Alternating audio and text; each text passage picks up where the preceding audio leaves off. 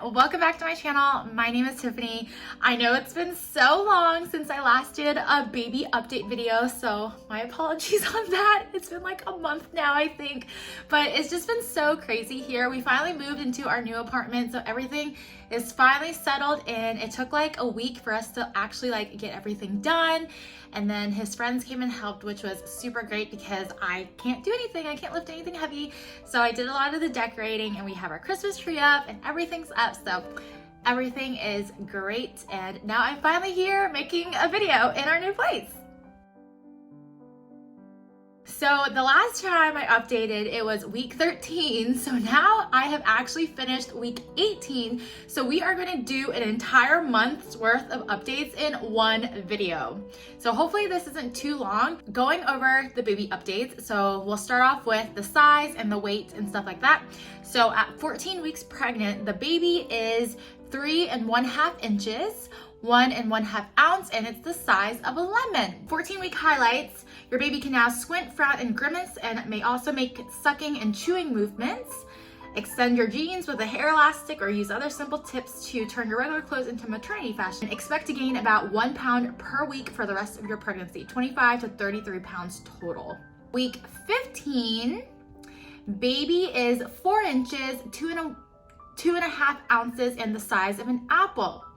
So your baby's legs are growing longer than her limbs now, and she can move all her joints and limbs. Week 16, 4 1/2 inches, 3 1/2 ounces, and the size of an avocado. Probably start feeling your baby move between 16 to 22 weeks, most likely when you're sitting or lying quietly.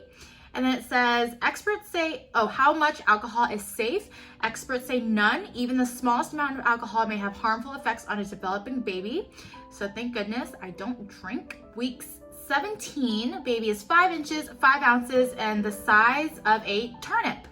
Your baby's blood vessels are visible through his thin skin, and there's no baby fat yet to plump him up. Avoid lying on your back now. Your growing uterus compresses major blood vessels, decreasing blood flow to your baby. And then it says to keep moving and exercising.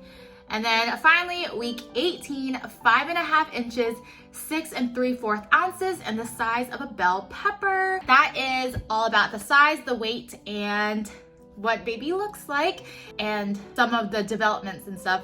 So now I'll just go over everything that has been happening with me between weeks 14 to 18. So let's get started. I have my notes right in front of me, so if I'm looking over here, that is what I'm looking at. But let's start with 14 weeks. At 14 weeks, I started feeling like little popcorn pops in my belly, but it's always happened at the same time at night, and it was always like 2 or 3 little pops, just like right on my lower belly, abdomen area. I did write that I was feeling it at 10 weeks, but then it went away for 4 weeks, and then I started feeling it again at 14 weeks. So I'm assuming that is baby, since there was such a big gap between feeling it, and like they're very distinct. Like it doesn't really feel like gas, because like I'm pretty sure I know what gas feels like when it's in your belly. Like the gas rumbles are very, very different compared to like little like popcorn flickers inside your belly. The nausea and stuff all went away during 14 weeks, but at 15 weeks the nausea came back, so I had to start taking the tablets again. I was taking one at night and one in the morning to try to combat that nausea, and thank God those tablets help, because going so long without experiencing nausea, you kind of just like forget what it feels like, and then you're like, oh, was it really that bad? But then when it comes back, you're like, oh no, it's back. And then you're just like, I don't want to deal with this. So yeah, I started taking the tablets again 15 weeks, and those definitely help with the nausea. I also started getting headaches this week as well during week 15. I drink a lot of water every day. Like I showed y'all my gallon jug, the pink one, in my previous videos. I drink almost a gallon every single day. I can't drink a gallon because it's a lot to drink in one day, but I do get close to a gallon, and I still started getting headaches, so I know it had to do with my hormones rather than me being dehydrated, because after drinking close to a gallon of water every day, I should not be getting dehydration headaches, you know, like that's just shouldn't be possible when you're drinking that much water. So I knew I wasn't dehydrated, and I was eating properly, so I was getting all my electrolytes and eating salt and stuff like that. So I think it just had to do with being pregnant, and like those headaches were just pregnancy headaches. At 16 weeks, the nausea actually started fading out again, which was really exciting. I only started taking one of the tablets at night instead of taking one at night and one in the morning. So I was slowly starting to wean myself off, and it was fine. I wasn't nauseous in the morning or anything. And then on week 16, I also had my checkup. It wasn't an ultrasound. It was just to go in, meet the doctor, and like check baby's heartbeat and see if like anything was going wrong with me. And so everything was fine. The doctor found the heartbeat on the Doppler, which is like, waiting to hear that heartbeat is like one of the scariest moments, because you're just kind of lying there and the doctor is just kind of like feeling around trying to figure out where the heartbeat is, and you're just like, oh my goodness, what if she can't find it? And like, I was just lying there like, oh my goodness, where is it? And then she found it, and her heartbeat's 150. So that was really good. And I do get a lot of discharge, so I talked to the doctor about that, and she said it was normal, but if I kept having it and it was actually bothering me, then she could do a swab for bacterial vaginosis. She didn't do it that day because she said it was probably normal, especially since like it wasn't like weirdly discolored or irritated or itchy or anything like that. So she said that was probably just like due to my hormones. It's just creating more down there. I also did a blood sample to check for, I think they called it the fetal protein. I'm not exactly sure, but that basically like checks for spina bifida as well. And yeah, I can't remember what it's called. So if you guys know what that's called, definitely leave it in the comments below and correct me. But I think it's like something fetal protein. But yeah, the test came back negative, so that was good. There was nothing there. I have a lot more written for 17 and 18 because I feel like that's when like stuff started happening again. But the moment I hit 17 weeks, I got so sick again. Like the nausea is just like, I'll get a week break and then a week off of no break and then a week break. But then on week 17, the nausea came back really, really bad. So I had to start taking my tablets again. I took one at night, but apparently I ran out of one in the morning. So I couldn't take one in the morning, and I was still feeling really, really sick. On week 17, this is also during the time frame when I noticed a lot of pelvic pressure. So I think when the baby starts getting bigger, and especially being a first-time mom, since I've never had anything in my belly in that area before, so having that extra pressure down there was just like, whoa, like what is happening? Is this normal? And yeah, being a first-time mom, you just kind of freak out about everything because any little thing that happens to your body, you're like, is this normal? Is this supposed to happen? Should I call my doctor? I'm gonna call my doctor just to check, just in case. But yeah, I did end up calling my doctor, and she said it was fine. It was probably just because the baby's growing and I'm not used to that.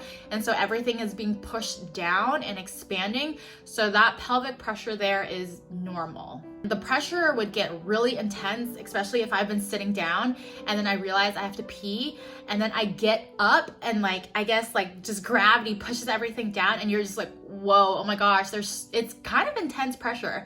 And then you go to the bathroom and you have to pee, and then like not a lot of pee comes out either. So like, but you just have to go, like you feel the urgency to go. And then I've already been tested for UTIs at that point as well. And like all of them always come back negative. So I've gotten a lot of UTIs in the past. So I definitely know how it feels like. It burns when you pee. But whenever I would pee during this week, it wouldn't burn. So I knew it wasn't a UTI. So it was literally just the baby, I think, just sitting on my bladder and using it as a sleeping bag. So everything was just like so intense down there whenever I had to pee. During this time, I also felt like there was this kind of like a balloon in my belly. I can't even explain the sensation, but it just feels like everything is just getting like expanded, and then your belly is just so, it's hard and it's just so like full, like you just constantly feel full. And like, I don't know, like it just felt like an airy, like something was there, and like obviously the baby is there, so like you feel it, and it's just like a really weird sensation. And like the only way I can explain it is it literally felt like there was a balloon in my belly. At this point, my belly button has completely popped out. I am normally an innie, and now like my innie doesn't even exist. My belly button is just like flat with my belly, and it is the funniest thing ever because like when I'll rub my belly, I'll touch my belly button and it just feels so weird because like I don't like the sensation of touching my belly button. Like now, like you can't not touch my belly button when you rub my stomach. Like even rubbing it now, like I keep brushing up against my belly button and it just kind of like, it like tickles. Do y'all know what I'm talking about? Like when you touch your belly button, it kind of just tickles. I just don't like that feeling. So it's just so weird and it looks really funny too. And speaking of belly, my belly is still hairy. It's so strange looking at it because pre-pregnancy, I literally never had a single hair on my belly, but now it's hairy and it's really weird because I'm just not used to it. But like, what can you do about it? You know, like I waxed it once like in early pregnancy because I was like, ew, this is so gross, but then it hurts so badly. So I'm just gonna let it be hairy. It's fine. Like pregnancy just does crazy things to your body, so I'll just accept it. My belly is also starting to pop now. So at 17 weeks, I finally noticed like when I woke up in the morning, there was actually a little bump there instead of it just being like a tiny little bump and then it ballooning after I eat. Like I would wake up and it was still there. So that was just so exciting to like actually like see that it was there in the morning rather than it being there from bloat at night after like a long day of eating. I have also still been getting headaches, which have started turning into migraines at this point. They're like very intense, and then I would have to go home from work. I get off at like 6, so I don't get home until like 6:30. And then I would eat dinner and then go to bed at 8 to try to just sleep off the migraine because like migraines are tough. Like when you get them, you literally can't open your eyes. You can't like any type of brightness. It just like your head just pounds. Like even if you move or breathe, your head will pound. And I don't take medicine. I absolutely hate taking medicine unless I really have to. So I haven't taken any painkillers for any of these headaches. I'll just try to sleep it off. And typically by the next morning, like it does go away. So it's not that big of a deal. It's just not very fun when I am having a migraine at that point. On 17 weeks and 4 days, I actually ended up calling my doctor because I thought I was leaking and it was freaking me out because everything on Google was like, if you're leaking amniotic fluid, then that's like so bad. So I called my doctor and she wanted to bring me in just to check. So she brought me in, checked the baby's heartbeat. It was 150 again, so it was nice to hear that because I don't have a Doppler at home. And then she also checked my cervix and just like looked inside and see what was going on. And she said that I was just having excess discharge and that my cervix was high and closed, so that was good. And then she did a UTI pee sample and she also checked for bacterial vaginosis because she wanted to see if that's why everything is just kind of like mushy and wet down there. And turns out like I actually peed on myself, which is why it was wet down there. And I was like, wow, this is so great. I'm 17 weeks and 4 days and I'm already starting to pee on myself. But yeah, she said if you are leaking amniotic fluid, typically it doesn't stop. So it will just keep coming and coming and coming. And then that's when you know it is amniotic fluid and it'll smell sweet rather than like pee. So if you do start like leaking anything, just smell it and see what it smells like. She said if you weren't sure, to put on a pad, and if you fill that pad with fluid within an hour, then you'll know it's amniotic fluid. So that's what I was doing. Like I started wearing a pad and seeing what was happening, and it turns out I was literally leaking pee after I would go pee. So that's when it would happen. So embarrassing, but whatever, it's fine. When I went to weigh myself, I was 121.6 at the doctor's office. I'm pretty sure I started off at 110. I either started off at 110 or 113, and at 17 weeks and 4 days, I was 121.6. I'm exactly 19 weeks now, and I probably have gained more weight, so I'm kind of excited to see how much more weight I've put on at my 20-week checkup. Now we are heading into week 18. So on week 18, I went to the dentist, and turns out I have minor gingivitis on my lower left side of my mouth. And I was so sad because I always make fun of my husband for having gingivitis, and I've never had any teeth issues really other than before my adult teeth came in, I had so many cavities when I was a kid, but after all my adult teeth came in, I never had cavities, I never had gingivitis, I never had any issues. And then now I have minor gingivitis. So the dentist said it's probably just due to me being pregnant. Like everything is just more sensitive. So taking care of your teeth is extremely, extremely important. And then my cousin, who is a dentist, told me I should be brushing my teeth 3 times a day and flossing at least once a day, because he sees a lot of women after they give birth and they have to do a lot of dental work because their teeth have, like, I guess, a lot of stuff wrong with it. So taking care of your teeth while you're pregnant is really, really important. During week 18, I also started having some like more like a light yellowy colored, I don't know if it was green or not, but let's just say it was like yellowy greenish, a very light colored discharge. So I called my doctor and she called me back and immediately was like, okay, we'll put you on some antibiotics just to make sure, because we're still waiting on the swab to come back, which tested for bacterial vaginosis. So they just wanted to start me on antibiotics as a precaution just in case, only because the change in discharge was kind of concerning for them, and any type of infection while you're pregnant is really, really bad. So I'm really glad that she did start me on the antibiotics, so like if anything was wrong, then like we could get it out of my system ASAP so it doesn't affect the baby. But I am still waiting for those swab samples because she never called me back.